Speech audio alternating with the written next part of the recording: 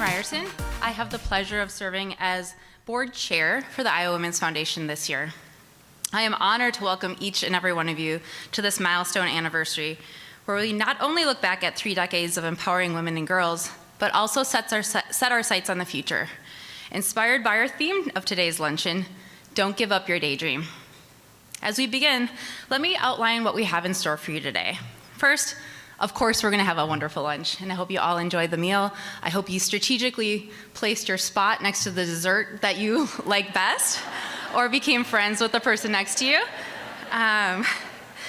Following lunch, we will hear from our keynote speaker, Beth Shelton, who will share her insights and experiences to help us continue to dream big and turn those dreams into reality. Then we have the privilege of recognizing this year's grant recipients, women and organizations that are living examples of what it means to pursue bold dreams. Now, when I heard the theme, Don't Give Up Your Daydream, it took me back to my first daydream. I wanted to change the world. And obviously, that meant I had to become a politician, because those are the people who make change, right? I've seen the commercials. They're on right now. I hope you all have too. So I went to college fully expecting to be my time in DC to be my launch pad. And though my path has taken some unexpected turns, I haven't given up that dream. In fact, my work with this organization feels like one small step towards fulfilling it. Every effort we make here, every woman we support, is part of that journey towards a better world. And speaking of changing the world, I'd like to take a moment to thank our founders, whose vision 30 years ago laid the groundwork for this incredible organization. Their dream was to create a world where women and girls in Iowa could achieve economic self-sufficiency. It's their perseverance and dedication that we celebrate today, and I know their work continues to inspire each and every one of us. That same spirit of determination and hope lives in our grant recipients. These organizations are pursuing their daydreams with passion and resilience. They remind us that all real change happens when we take bold steps towards our dreams, no matter how big or small. We're excited to honor their work today and to support the powerful impact they're having on our communities. And finally, our keynote speaker today is someone who embodies the essence of this theme. Beth Shelton is a leader, a visionary, and a true believer of the power of dreams. As CEO of the Girl Scouts of Greater Iowa, she knows the power of inspiring girls to reach their full potential. I do not doubt that her words will leave us inspired and ready to keep dreaming, no matter where life takes us. So thank you all again for being here to celebrate 30 years of the Iowa Women's Foundation and the power of never giving up your daydreams. Let's enjoy lunch and prepare for a day full of inspiration and celebration. From small beginnings in 1994, when 27 women asked the question, what if every woman and girl in Iowa had a fair opportunity to achieve her personal best? Champions, changemakers, leaders, and advocates were born. We are Iowa Women's Foundation. Our mission? To improve the lives of Iowa's women and girls through research, advocacy, education, collaboration, and grant-making. We break down barriers that keep her from reaching her full potential. Because when women and girls are successful, we all benefit, and Iowa wins. With over $2 million in grants awarded to nearly 450 projects in all 99 counties across the state, we track our giving. But the true impact can't be measured, because when a woman has a place to call her own, and access to childcare, a way to get around, and opportunities for her future, the ability to grow her skills, and mentors to guide her, she becomes self-sufficient, empowered, limitless, invincible. There is always work to be done, and we are positioned to lead the way. We create change that will transform futures. Together we build, engage, inspire, and uplift, so all of Iowa's women and girls can soar. We are Iowa Women's Foundation. And now, please welcome to the stage IWF board member Jamie Miller.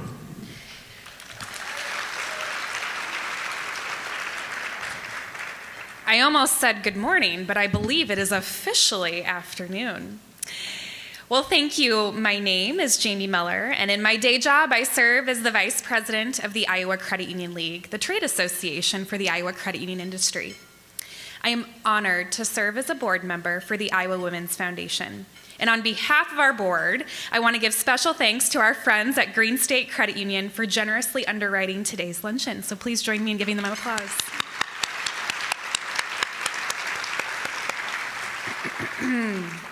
So today we celebrate 30 years of impact of the Iowa Women's Foundation. But we can't really do that without recognizing 27 visionary women who dared to dream. They dreamed of a statewide organization dedicated to empowering Iowa's women and girls. And look at what their dreams have built. I'm going to share some data points and some research about how far we've come in the last 30 years. Today, women are now thriving in a broader range of industries, including STEM, business, and like myself and many of my colleagues here, finance. The gender wage gap is narrowing. 30 years ago, women made 75 cents for every $1 that a male colleague made of the same position. Today, that wage gap has narrowed to above 80 cents a dollar. Now, there is still work to be done, but we have made progress. Iowa women are earning more bachelor's and advanced degrees and increasing representation in the STEM fields. And we have seen historic progress with the election of our first female governor, Kim Reynolds, and a growing number of women holding key political offices at both the state and the national levels. Today, shared caregiving and household responsibilities are more accepted. I read an article that today fathers are spending even more time than 30 years ago with their children, and I can definitely attest to that in my own household. And dual income households where women are earning and saving money is continuing to increase.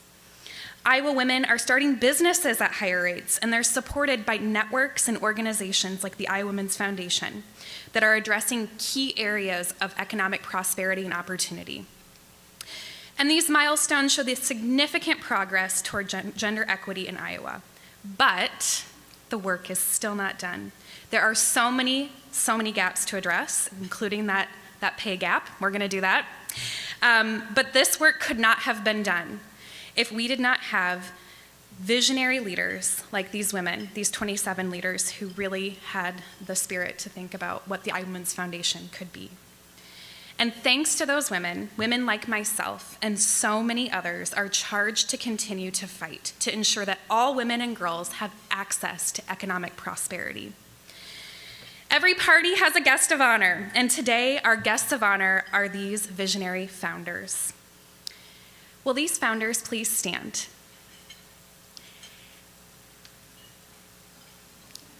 That's right, we're talking about you. And if you could please grab your party blowers at your tables and join me in recognizing these incredible visionary leaders who helped us start the Iowa Women's Foundation. Thank you. She's just a girl and she's on fire. Hotter than a fantasy, lonely like the highway. She's living in a world and it's on fire. Filled with catastrophe, but she knows she can fly away. Oh, she got both feet on the ground and she's burning it down.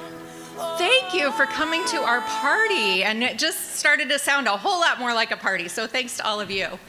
I am Deanne Cook, President and CEO of the Iowa Women's Foundation, and it is my honor to serve this organization. But I want to take a moment first to hand it to the mighty groups of women who lead IWF. First of all, you just met Jamie, but to the many volunteers who lend their expertise and their wisdom every day to serve as volunteers as our board of directors.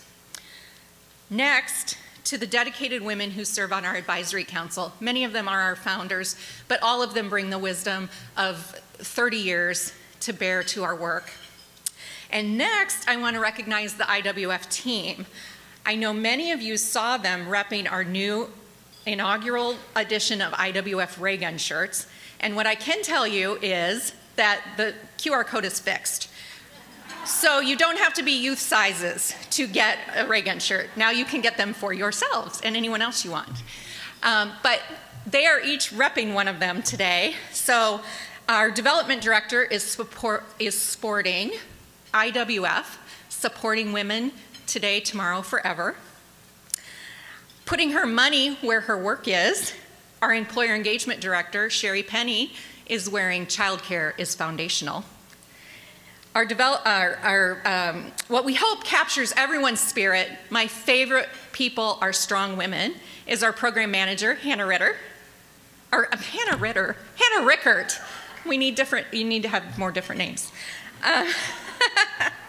And finally, our newest team member, the one who's rocking the one that we believe suits her best, we're breaking barriers, bring a hammer, is our new operations coordinator, Candace Thompson. Please give a hand to all of these great women.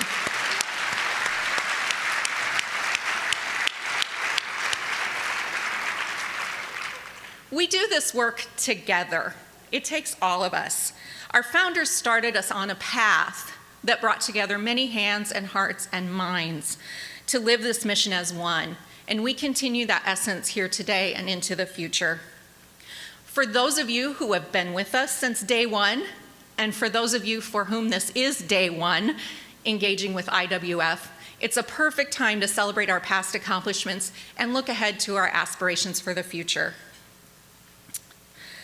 An inductee into the NFL Hall of Fame once said, "If your dream is not bigger than you, there is a problem with your dream." That is the great thing about IWF. It's never been about the people who serve it. It's about working together to serve others, to provide opportunity, support, and promise for all the women of Iowa, not just the ones who choose to engage with IWF, not just the people in this room today, not just the people in the big cities, not just the people in the small towns, all Iowa women. In some ways, 30 years has flown by very quickly as IWF has grown. And in other ways, there are things we're doing today that couldn't have even been imagined in 1994. Founders, I know there are many over there, they're throughout the room. I look this way because there are several there. Founders, did you imagine in 1994 that IWF would have awarded over $2 million in grants to empower Iowa women and girls? That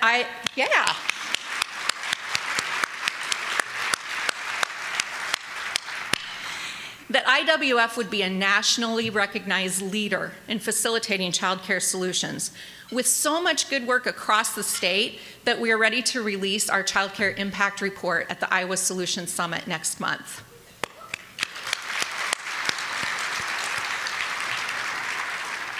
That IWF would be a sought-after voice in public policy to improve opportunities for women. And that generations of girls who have been served by IWF are now serving IWF. The mission of IWF is to improve the lives of women and girls. And that's a big mission. We could go a lot of ways with that.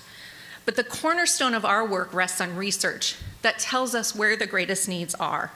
And that has led us to our focus on economic stability and shattering those barriers you saw in the video that prevent women from securing a solid future for themselves and their families. So that means we spend a lot of time talking about adult women. But we have a responsibility as an organization and as a community gathered here today to hear the dreams of girls so that we can position IWF to be the organization we need in the future to fill those dreams we can't even imagine sitting here today in 2024. We are so excited to do that through the lens of a woman who spends her days hearing, seeing, and empowering girls to see the wide world of opportunities before them, regardless of their barriers. Thank you to Grinnell Mutual for helping us to have that conversation with our keynote speaker, Beth Shelton. I'm so honored to introduce you to her. Beth Shelton is CEO of the Girl Scouts of Greater Iowa, overseeing operations for 13,000 members in Iowa, Nebraska, and South Dakota. Beth has reached millions of people on topics ranging from workplace transformation to mental well-being to sobriety, and has been highlighted on platforms ranging from Good Morning America, Working Mother Magazine, USA Today, and The Today Show. Beth is a solution-focused leader who encourages radical innovation. She received her BA degree from Simpson College and her MBA from Drake University and has been named an alumna of achievement by both institutions, while recently completing the Artificial Intelligence Certificate Program at MIT. Beth, a lifelong amputee, embraces a spirit of empowering others, having served various causes and on boards. She has a lifelong love of sports, having been a 3-time collegiate MVP in tennis. She loves driving her vintage Jeep with the top off, just took up guitar lessons, and is enjoying the journey of visiting every national park. So buckle up, she's bringing the party. Please welcome Beth Shelton.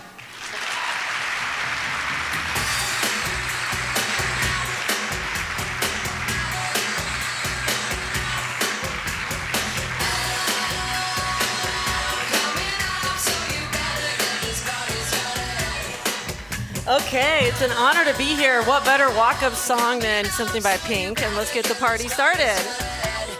I just want to give a really quick shout out as well to the incredible work of Lilly Ledbetter, who passed away this week, and whom the 2009 Lilly Ledbetter Act was named after for equal pay for women. So Lilly Ledbetter was 86 years old and passed away this past Sunday. Well, let's jump right in. I always think it's nice if you get at least one slide to learn a little bit about who I am. So this is Beth pre-pandemic. You'll notice the biggest difference here is that I had long hair at that time. And I feel like I was really cruising through life. Like things were going really well. This was 2019. And I feel like we kind of need, you know how there's like gender reveal parties? I feel like we need like post-pandemic who are they now parties. Like, what happened to you? Because it looks like I just got out of prison now. Like, I've seen some things, right? Things have gone on in the last couple years. So it's been sort of a challenging time, and it was a real catalyst time for me, and I'm sure for many of you, so I want to talk about that for just a minute. I faced some really hard things. First and foremost, this really was kicked off in 2020 with the pandemic. In March of 2020, of course, my world came to a halt, and one of the hardest things for me at that time was leading an organization, because there were so many things that I didn't know. At that time, I'd been the CEO of Girl Scouts of Greater Iowa for about 6 years and felt like things were going pretty well. And all of a sudden, I was tasked with things that might be life or death. I don't know if you've heard of this little program called the Girl Scout Cookie Program. You know when it happens? It happens in March. And in our area, where I'm from in Des Moines, the world kind of shut down about March 16th. We still had about $3 million worth of unsold product on the streets. That's not an ideal scenario for a non-for-profit. On top of trying to lead through this crisis, get people set up for remote work, make big decisions, it was extremely challenging professionally. On top of that was caregiving. The greatest joy of my life are my 3 children.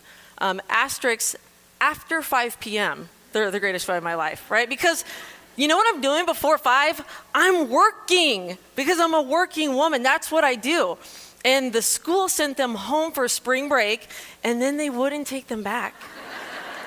And so I was trying to lead through genuine crisis at work, and then I had my 3 beloved children there all of the time. They didn't go away. And at the time I had a freshman in high school who was female, challenging time. I had a 5th grader who was female, and I had a 3-year-old little boy. So I was trying to solve the world's problems at work, and I had 3 children there all the time. Objectively, one of the most difficult things a person can go through based on data is divorce, and I was also going through a divorce at this time. We already were in a very challenging situation in our relationship, and I can tell you what doesn't help. What doesn't help is locking 2 people in a house together who can't get away from each other when things are already strained. And so at this time, I'm also going through an extremely painful, long divorce. And so some things happened in my life, and my mental well-being really started to slip, as it did for many, as we know from data. I never in my life had experienced any sort of depression, or anxiety or any diagnosis, and all of a sudden those were all things really at the top of my list. And of course now these are topics that we're talking about in society, right, in our systems. We have to be well versed on what people are facing. One of the things that contributed to this was that I started drinking more alcohol. And for me, it was never a problem until it was a problem. And the data became really clear, particularly for women and caregivers. There was a sharp increase in the consumption of alcohol, really for almost all demographics, but particularly for women and caregivers. And I was definitely smack dab in the middle of that demographic. And before long, it became a 7-day-a-week habit, a little bit earlier, a little bit longer. And it really started to affect my life, to the point in 2020, I sat with my therapist and I said to him, this is so hard. Things are going so poorly. I need a little bit of advice, and that's his job. So I said, I need some advice on how I can take my own life without hurting my kids.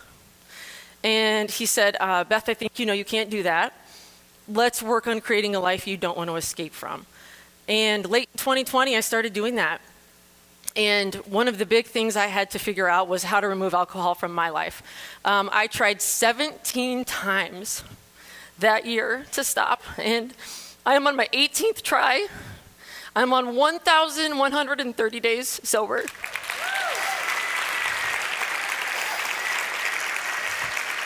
Thank you. And thank you. Aw. Party blower, I love that, thank you. And I share that today's talk is not about sobriety, but it's to help you not feel alone, because there's no doubt there are people in this room that have felt all of those sensations. Because it's really, really clear that the sharp increase in alcoholism, in loneliness and depression and suicidal ideation is so real, and it impacts all of us. And if it's not impacting you, it's impacting someone sitting at your table. So there is hope, and it is challenging. And the last really hard thing I faced, something that I could not have imagined. You look at this list, like that's some hard stuff, right? Nothing prepared me for the last one, which was online dating. Oh my goodness. I'm just gonna leave it right there and just let you know that it's not pleasant out there. Like, you might think if you've been in like a long-term relationship that's unhealthy or not happy, you might be like, you know what sounds fun? Like, that sounds fun to like meet someone, they're gonna be nice to you and take you to dinner. No, absolutely not. I was gonna leave it, absolutely not. Exactly. Thank you. One of my favorite books, I'm an avid reader, one of my favorite books is Upstream by Dan Heath. And one of my favorite quotes is, every system is perfectly created to get the result it gets. And it's so obvious, but it's so poignant as well. So for me personally, what better evidence than hitting rock bottom did I get? That my system was not working very well, right? I wanted to end my life. I was drinking 7 days a week. This pretty much as rock bottom for me as you can get. And so I had some pretty good evidence my system wasn't working. But when we think about the other systems, when we think about our systems for girls and for women, it probably is not shocking to most of us that we still have a lot of work to do. For girls particularly, we are not going the right direction. So this is a look at some depression, anxiety, and persistent feelings of hopelessness for girls and boys. So as you can see, both genders are heavily affected. The sharp increase for girls, that's the blue line there, the sharp increase in the last 10 years, particularly in the last 5 years for girls, is not going the right direction, right? We have no better evidence that the system is not working for girls and women. So I want to talk today just a little bit about systems, what we can do about it, and how we dream bigger and better for a little bit brighter future. Systems are interesting, right? There's two parts. There's us, the individual. There's parts that we can and cannot control. And then there's the ecosystem, which are typically the other individuals.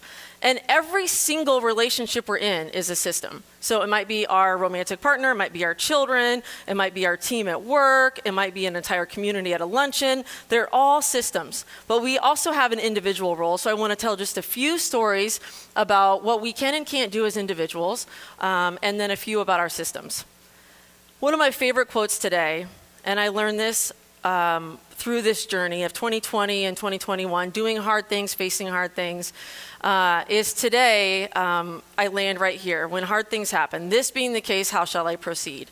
And I like to call it the color commentary, the other emotional stuff. I try to just scoot it out of the way as quickly as possible. No matter what hard thing happens, no matter what bad news I get, no matter what hurdle we face at work, no matter what surprise my kids come home with, just fast forward to, okay, that being the case, how shall I proceed? And it's remarkable how much I save on color commentary with my mental health, fast forwarding to that. Here's a little diagram I've come up with on things that cause strife and ease strife. On the far left are things that cause strife, and it's how much we resist what is. If something is unchangeable, now I'm not saying now Lily Ledbetter resisted. That's because there was something that could change, something she could impact to change. It took her 10 years, but in the center are things we can change, right? But on the far left, the amount we resist what is, there are some things we cannot change. When I was facing hopelessness in 2020, there were so many things I couldn't change. And I felt helpless about it. I couldn't change the labor market. I couldn't change the supply chain. I couldn't change the pandemic. So many things.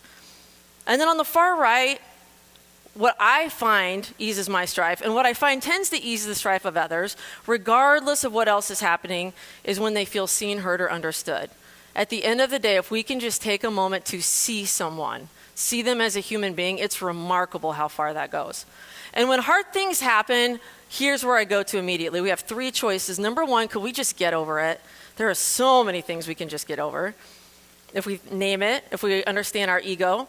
Number two, if we can't get over it, can we remove ourselves from the equation? Maybe it's from a relationship, maybe it's from a toxic hobby or habit, maybe it's from a workplace.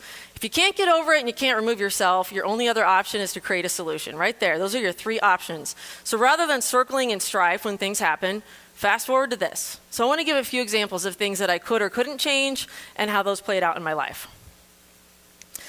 You know, you heard that my day job is working for the Girl Scouts, and now I work for Girl Scouts of Greater Iowa, which is the western 2/3 of the state, so I want to give a huge shout out to some other Girl Scouts in the room. Girl Scouts of Eastern Iowa and Western Illinois are in the room as well. Huge shout out to them and the work they're doing in Eastern Iowa.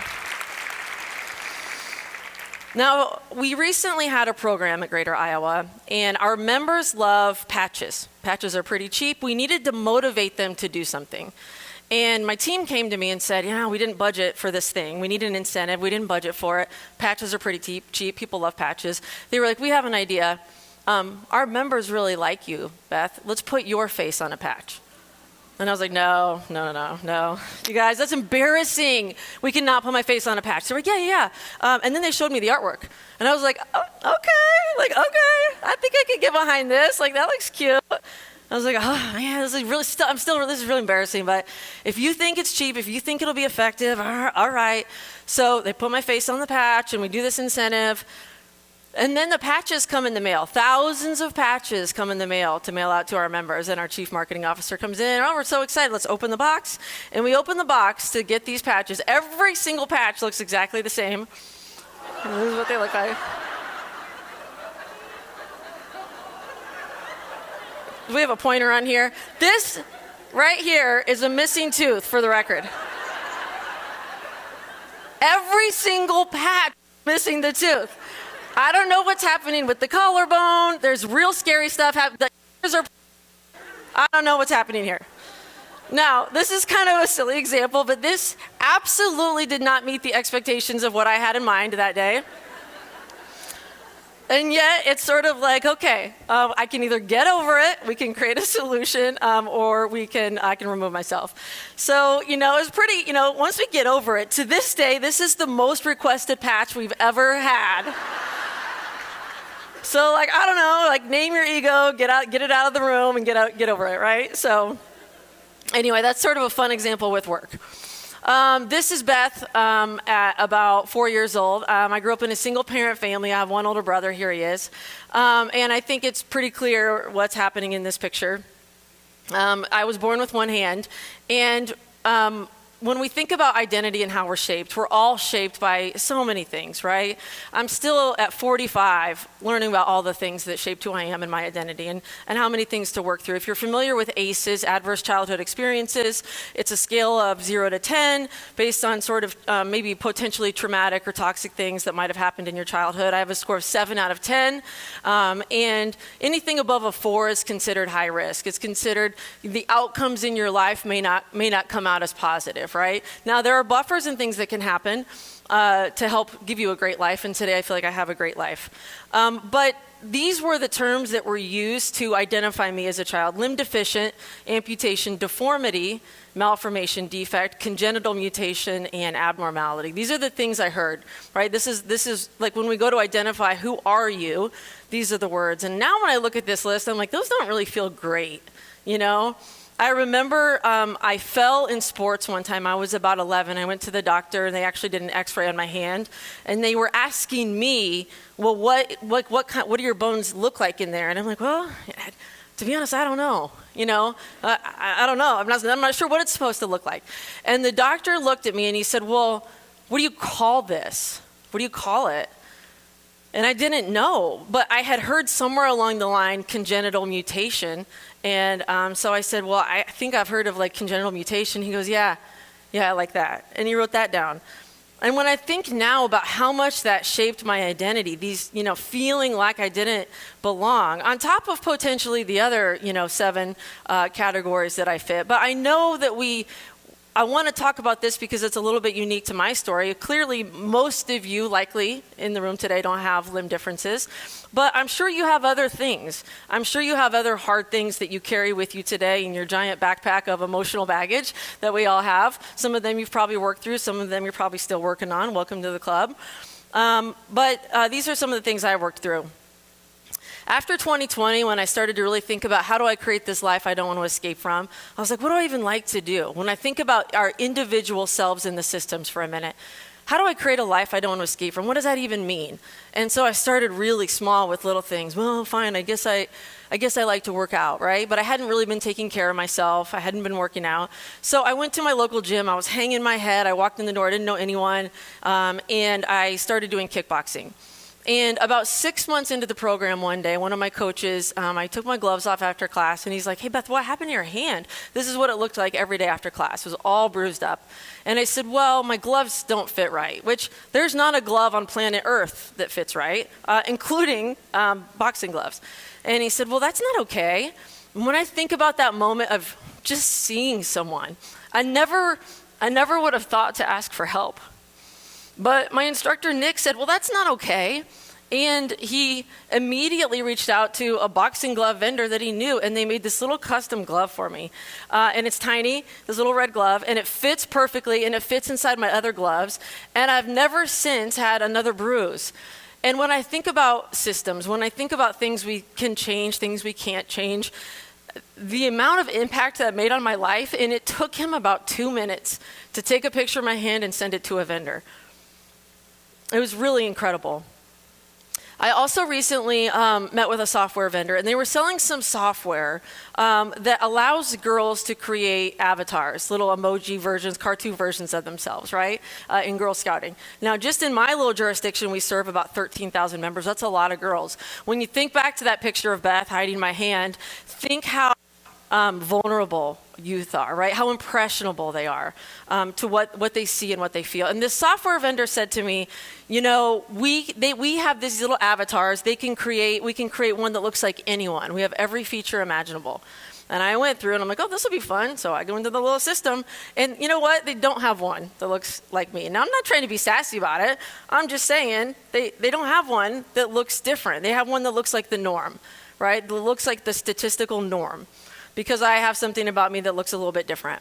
And so I talked to the vendor about that. I said, you know, look, I know I'm an outlier. I mean, me and 2 million other Americans with limb differences, but, you know, I'm an outlier. So I don't expect your software to perfectly meet my needs, but I do think you should be thinking a little bit about how you talk about it. And so I said, because what you meet are the norms. And so he said, Beth, that's a great point. Send me a picture where you can see your limb difference, and here's the patch they made for me. And this was really incredible. I brought tears to my eyes because this was the first time, I'm 45 years old, this was the first time I have ever seen something that looks like me that is not a photograph. And I get choked up thinking about it. And imagine being 8 years old. Imagine being an 8-year-old girl, 9-year-old girl, and seeing something that shows you are not different and not othered. I loved sports. As you heard, I played tennis in college, but I will tell you my real love was basketball. My first love in life was basketball, and I'm going to tell you why. First of all, it's just really fun. But I went to a basketball camp, And I was early middle school, maybe 12, maybe 13. And at this basketball camp, it was, hosted by a college, and I went there, and the coaches were great, and I was in awe. And the two coaches that were leading this camp, maybe you've heard of them, were Lisa Bluter and Jan Jensen. Yeah, you probably heard of them. So they're leading this basketball camp. And this is what I look like. And what I found when I went to the camp, it was like one of those 3 or 4 day camps, is that a lot of girls didn't want to talk to me. They didn't want to play catch with me. They wouldn't do drills with me. And I was really enamored with Lisa Bluter and Jan Jensen. Like, I put them on a pedestal, rightly so, right? And I wanted them to see how good I was, how cool I was, how great I was. I was going to be the next, I was a girl that grew up in Des Moines. I love basketball. I got Coach Bluter with her eyes on me. I was basically Caitlin Clark before Caitlin Clark was Caitlin. Let's just say it. That's what I was. So this camp goes by, and by like the 3rd day, I'm like crying that morning, and I don't want to go. And my mom was like, "What is going on? You've been so excited about this. You love this, right? What have you been talking about?" And I was like, "Well, they don't, these kids don't want to play with me. They don't want to do drills with me. When the coach is walking by, I'm embarrassed because I'm trying to make my big impression here, right? I'm going to be the next one. Like, I want them to know how great I am, and people won't do drills with me." And my mom was like, "Look, this is life, and you got to tough it out, and you got to go." And she was so supportive. And I got there that day. It was the final day of the camp. And I was doing a drill, and, like Jennifer 1 and Jennifer 2 are there. They don't want to play with me, And I can see Coach Bluter coming over. And she's walking over. And, she was so, even back then, this is 30 years ago, she was so like stoic and serious. At least that's how I thought of her, And she literally stood right next to me as I was doing my drill. She did that coach thing. She kind of like crossed her arms. I'm standing there. She's not even like looking at me. She's like talking to me, but she's not looking at me. And she goes, "Kid, if anyone's looking at you, it's because of how hard you work. Keep that up." And she walked away. And that made such an impression on me. For years, I was 11 or 12. I told thousands of people I would play basketball for Coach Lisa Bluter and Jan Jensen. Those two, when we talk about dreaming big, my dreams were Division I basketball, no question, definitely playing for Coach Bluter. And spoiler alert, that did not happen. My scoring average my senior year was 2.2 points per game. So it was so impactful. I will never forget their kindness, the way they lifted me up, the way they talked to me. I want to talk just for a minute about being the individual in the system. Let's talk about the rest of the ecosystem. When we think about the movie Apollo 13, this happened more than 50 years ago, right? Space shuttle goes up to outer space. They have some issues. One of the issues is that the CO2 levels are rising on the aircraft, and they have to bring them down. And they only have this square peg and this round tube. So in the movie, they bring all these engineers in at midnight, right? They dump the things on the table, and the guy, Gene Kranz was his name at Mission Control in real life. In the movie, it's Ed Harris, and he says, "Failure is not an option," right? And they figure out a solution. They use like duct tape and tubing to figure out how to get this filter system to work. And in 1970, more than 50 years ago, they bring this back to planet Earth. They all survive. That's pretty remarkable. And yet when we think about things at work, so I like to think about this now today, when we face something hard at work. So for instance, one of the benefits we got a lot of attention for is some of our support for girls and women, and we allow people to bring their babies to work after they return from parental leave. And a lot of people think it's radical and impossible. I sort of thought that before we did it. And now I'm like, look, if they can bring that space shuttle back to planet Earth with duct tape, we could probably figure out where to put diapers if we had to, right? Like, we probably could. So when we think ultimately about how we shape our lives, how we shape our systems, there are a lot of things we could put in that bucket of how do we figure this out? How do we solve this thing? So if we think about that extra moment with Coach Bluter and Coach Jensen where they stopped to talk to me a little bit more, when I think about trying to fit fitness into my schedule, in early 2020, in that picture of the smiling Beth back in 2019, I would have said, "I don't have time, are you kidding me? I'm a CEO, I'm a mom of 3, I work all the time, there's no way I could fit fitness into my schedule." And now I think about it like this. What if I asked NASA to look at my schedule and said, "Look, I know, look guys, I know this is impossible. I know you can't solve it. I know you brought that space shuttle back from outer space, but there's no way you could get a 45-minute fitness class into my school. Go ahead, take a look, go ahead. Like, when you put it that way, it sounds ridiculous. They would look at it for 2 seconds and be like, are you serious? What, we are wasting our time. Like, of course they can figure it out. Of course it's solvable. In some ways, I'm choosing not to, right? Instead of just saying, well, here are the variables, here are the challenging things, and here are the potential solutions. What would the plan need to look like? And that's where I like to fast forward now. Maybe I can implement it, maybe I can't. What would the plan need to look like? Because there's almost always a plan. Maybe then it's too expensive, maybe it's unattainable, maybe we don't have the resources, but let's figure it out. And that's how we figure these things out. Every decision you make is a vote for the person you want to become. I also like, this is from one of my favorite books, Atomic Habits by James Clear.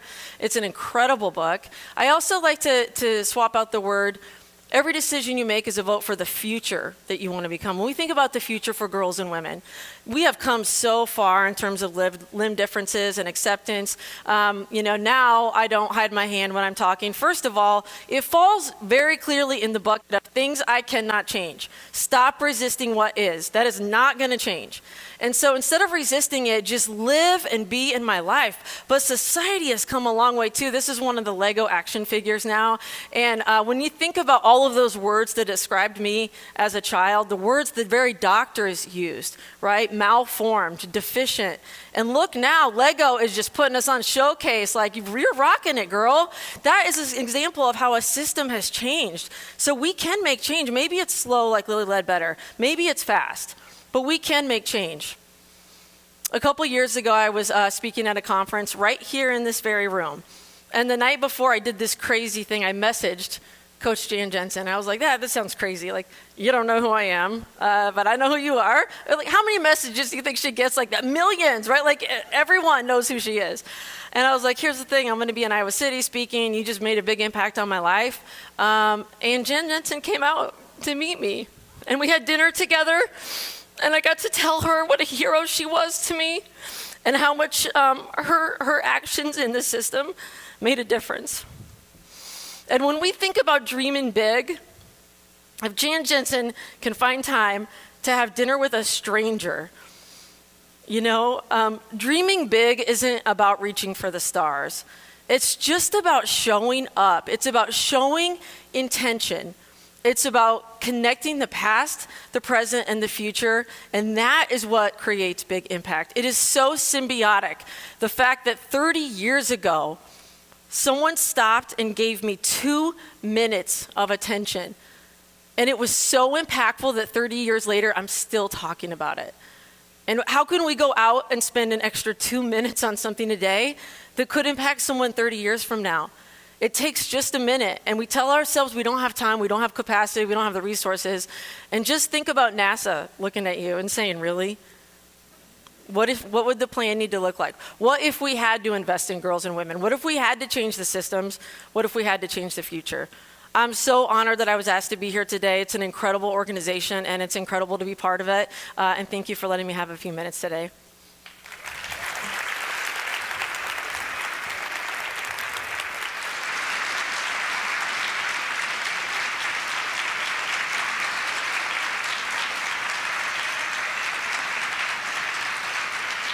And now, please welcome to the stage IWF board member Chanel Wagler. What do you think of that low voice? Whoa. Well, Beth, that was amazing.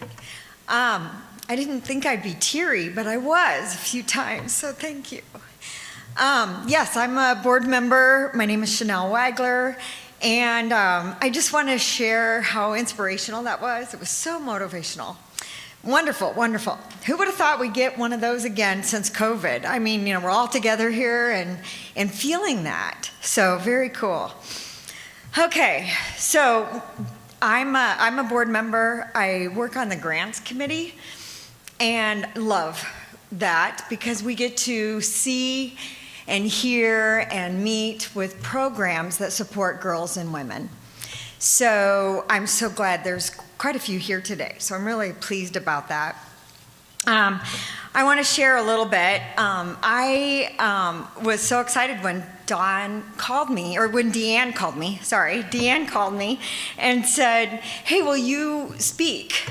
I don't speak anymore. I've been retired for about 2 years, and I love to volunteer, and that's one of the reasons why I love this organization. So I'm so pleased to see you all today and have you here with me. Okay, so what she asked me to do is not speak about myself or anything like that, but I get to speak about what we do with grants. And so it's a little more like of a party. So have your little, whatever these things are called, have them handy. Okay, all right. So we're getting ready about to close for having you guys join us today for the luncheon. So the first thing I want to do is say we have a gift for those that attended today. The first one is the Made in Iowa door prize, and that was out on that back table, I believe, when we came in. So anybody that used the QR code, okay, Chad, Deep Voice Chad, he's got the whatever it is to announce the winner. I'm going to turn it over to you. Thank you. And we are pleased to announce, also for the compliment as well, appreciate it, thank you. We're pleased to announce that the winner of the Iowa Made prize basket is Moo Da Paw. Over there. Congratulations. Thank you, Chad. Congratulations, Moo Da Pa. Wonderful. Okay, that was a fun gift. All right. So the next gifts we have today are the beautiful floral centerpieces. So on those tables that have the centerpieces with the flowers, not the little lights I think. I believe those are not on the gift thing. Okay, so anyway, so everybody pull up your brochure, okay? That's sitting on a table with flowers. Oh, it is? Oh, okay, I'm standing corrected. Even the ones that have the little candles and lights, okay? All right, everybody pull up your brochures. And I want you to turn to page 14 and see if you have a round sticker on your program.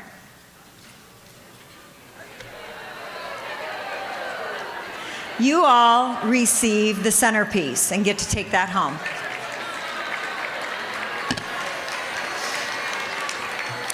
See, I just keep giving more and more. Every time I get to talk. Okay, so it's the Iowa Women's Foundation's 30th anniversary.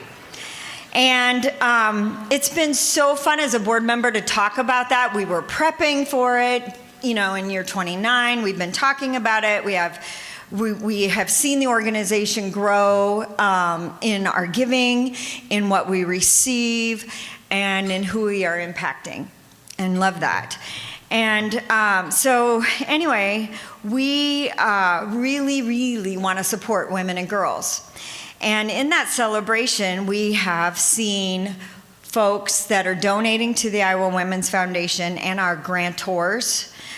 They have trusted us and invested their money into our organization and said, we want to help you. So in this year, celebrating our 30th anniversary, we were able to give grants to the amount of $300,000 this year. We're pretty excited about it. Yes, blow your little horn. Yes, it's wonderful. So how we have done some of that, our grants committee, which when that was the PowerPoint was running earlier, you could see there's lots of really good people that have dedicated time to be a part of our grants committee. Based on a lot of the programs we support, based on their past results, we chose to support those organizations without any administrative burdens. Okay, so this year we honored those organizations that we support and surprised them via a Zoom meeting because we couldn't figure out how to get together with all of them at one time and not have somebody cheat and text somebody and say, hey, guess what you're going to get from the Iowa Women's Foundation. So we did it as a surprise meeting via Zoom and had people's faces all up on the screen. You know, we're all so used to that now. Anyway, it was... I had never thought of it as a daydream, but it was a really fun dream because you're like, oh my gosh, we're just going to tell these people we're giving them money. And they didn't have to apply. They didn't have to work late to say, how am I going to get that done? Oh my gosh, I got to find that data. Where is that? You know, to apply for whatever they were going to try to get for funding. So we felt like we had trust in the relationship with those funders, and we said we're going to invest in your work a little bit further than what we already have. So if we could have the lights come up just a tad bit, this time I'd really like people to stand up and wave your arms so we can see you, okay? And these are the grantees that have had a positive track record with the Iowa Women's Foundation, and we are excited to play in advancing their impact. So please stand if you are here because you are a grantee of Iowa Women's Foundation funding. Yay! Love it. Oh, good. Okay, so I'm not sure if you got, because we have some individuals here that were more than one individual from an organization, but we had 35 organizations, all of them empowering girls and supporting women, both in educational aspects, employment opportunities, and we also have 27 childcare providers across the state that are recipients of Iowa Women's Foundation funds this year. So anyway, just so you know, that was over 50 people that were here today celebrating with us. Okay, so one of the other items before I get off the stage is I wanted to just share, Beth, I noticed you did not stand. So we have a special surprise for Beth today. She asked that her speaker fee go to the Girl Scouts of Greater Iowa. So she didn't want it personally, it went to her organization. And we are doing that, and we are so happy to do that, of course. But we decided we were also going to give you a little bit larger amount, so you'll get to see that, and you'll be a part of the other 35 recipients that received a larger amount, and it'll be in a check, I believe, coming to you soon. So.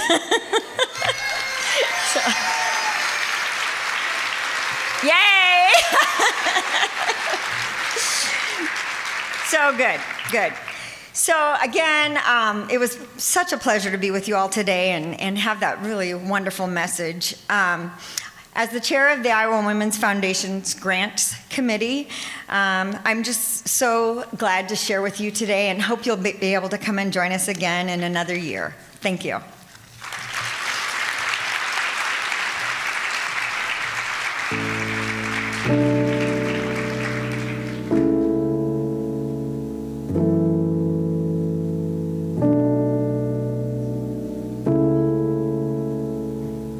I'm so excited for what we're about to do. In honor of IWF's 30th anniversary, we are awarding $300,000 to childcare projects across the state and former grantees who are working every day to improve the lives of Iowa women and girls. These are surprises. They don't know that they're coming. So we're excited to show you how it goes. I'm looking forward to lots of smiles. The theme this year is Don't Give Up Your Daydream. And if you think about it, those daydreams are those little visions you have throughout the day where you ask yourself, what if something great happened? What if things were a little easier? What if things were a little happier? What if my life was a little bit more fulfilling? And we're here today to make maybe one of your little daydreams come true. In honor of you all and the tremendous work that you're doing, we want to award you each $5,000 for your work. There is no list on your part. There is no application process. There is no review process. These are funds that you can use wherever they will most support your work. Great surprise. Wow. Oh my goodness, this is incredible, you guys. Thank you. Wow, that is amazing. Thanks. Here, I will share a little personal story here too. The timing is like I could cry because it's perfect. I am following along with IWF since I started in 2021, and we were able to get a 2022 grant. Just have been super impressed with the whole IWF team. I mean, from the top to the bottom, everybody's fantastic.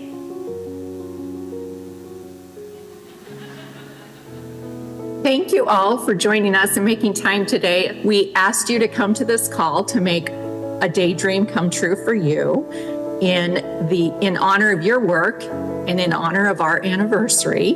I'm happy to tell you that we're awarding each of your organizations, without any administrative lift on your part or application, $25,000 for this year.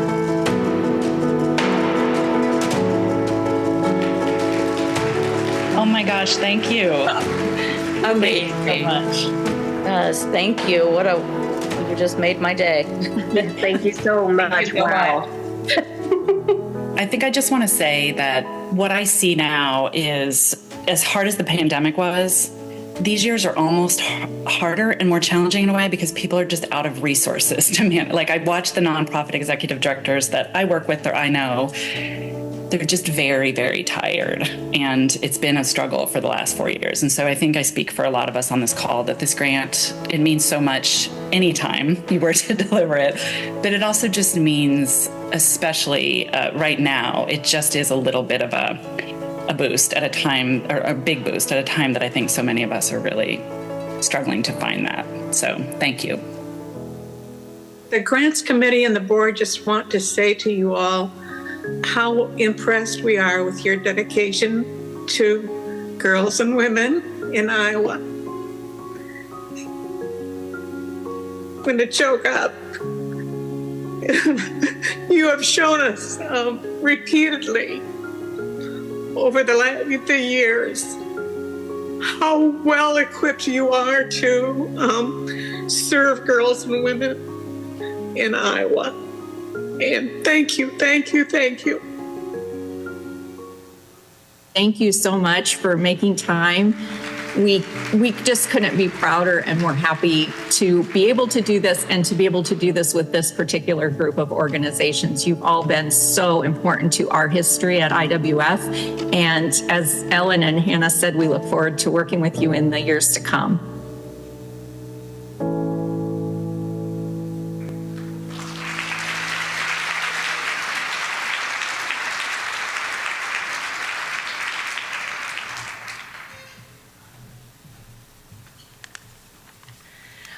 Wow, I've seen that video a few times, and you saw me wiping the tear as I walked up. The pride in Ellen's voice that we were able to do that, the joy that we had sharing the news, the grace and kindness of the grantees who all spoke about their work so passionately. It's amazing work that we do here. So to wrap up our day about dreams and all of the things we envision for the future, celebrating the 30 years that we've had and all the decades to come, I thought of a saying in our family that we have, and we do this, it's kind of a joke with our kids, but I hope it's everything you hoped and dreamed. And we say that about everything, like a meal or a class or a job, or like, was it what you hoped and dreamed? So as I thought about what I hoped and dreamed today for our short time together, I realized something was happening here that I couldn't have imagined. 3 generations of women who are in my life are sitting among you.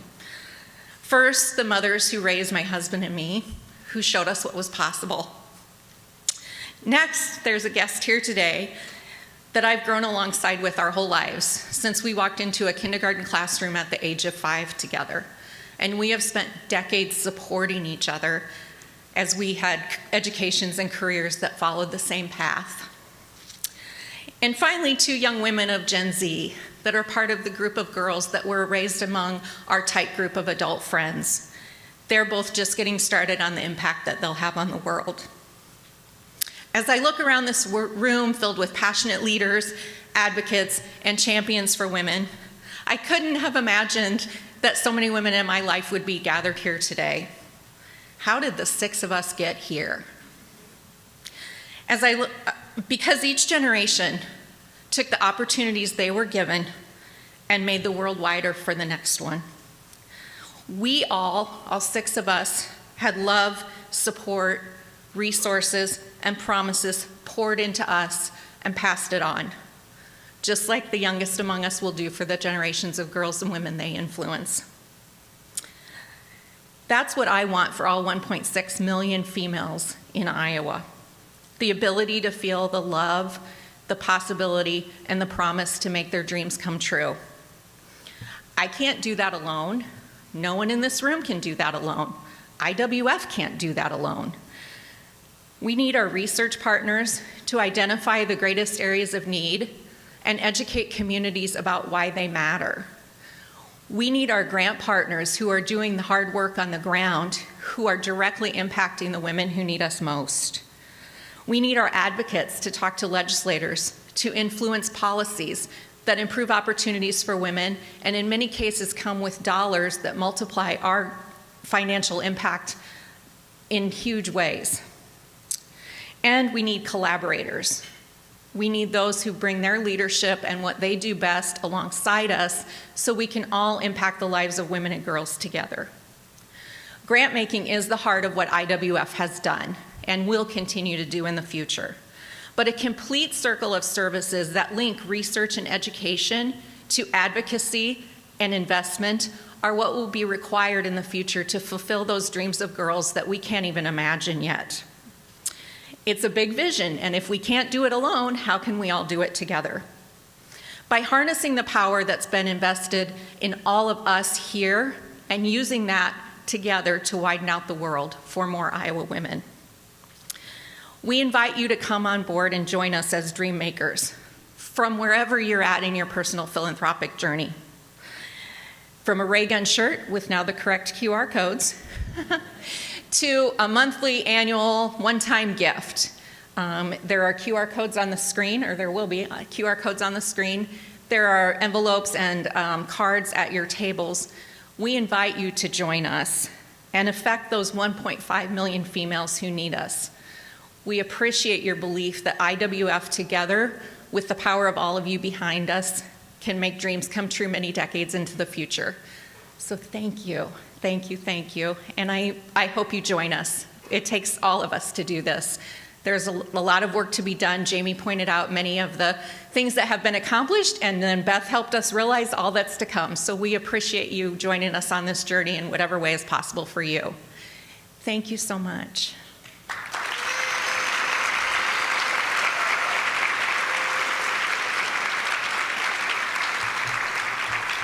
Now, we've had a party here today. We've had noisemakers. We've had guests of honor. We've had inspiration and entertainment. We've had cake. We've had gifts. Chanel gave a lot of gifts. We've had a lot of gifts. But in my view, it's not a party until there's a dance. My friends don't call me Spinderella for nothing. We know everybody has to get on with their day, but we're going to crank up the music just a little bit.